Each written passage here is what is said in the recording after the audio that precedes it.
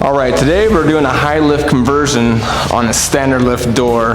Basically what's going to be happening is I'm going to be splicing in 5 feet of high lift into this door so that it comes up way higher on these tall ceilings. That way the customer can put some big shelves up and kind of utilize the space that he has in the garage instead of having it wasted. And then we're going to install a new motor in the corner, a side mount that rolls up instead of a trolley that goes down the center.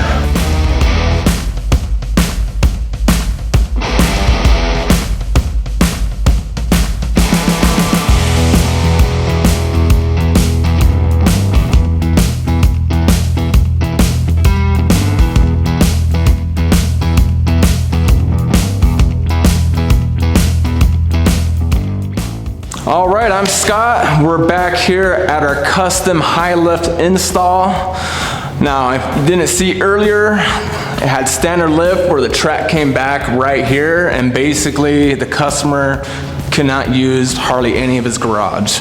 We added over 5 feet of high lift. We tried going as close to the ceiling as possible, just kind of utilize the entire garage. That way he can stack up a bunch of shelves, bunch of big stuff in here. Sometimes they'll put in a car lift, jack a car up and park another car underneath it in these situations, and it just looks super clean compared to what the old track looked like. You come up here and look at this sweet setup. It's almost a straight vertical lift. Barely have that top panel coming in backwards.